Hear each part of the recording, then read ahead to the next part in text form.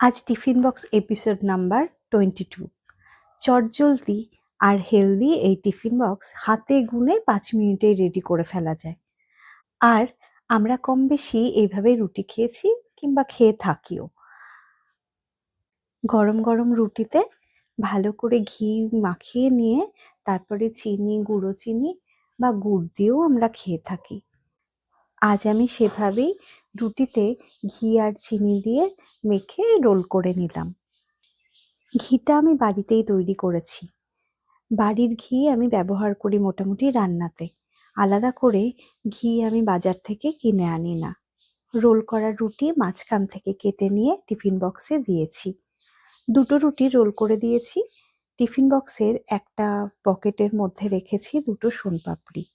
একটা বাটিতে দিয়েছি ঘরে পাতা টক দই। এই গরমে এই টক দইটা খুব উপকারী দুপুরবেলা খাওয়ার জন্য। যাতে আমি সামান্য একটু পিঙ্ক সল্ট আর চিনি ছড়িয়ে দিয়েছি, আর সাথে দিয়েছি একটা কলা।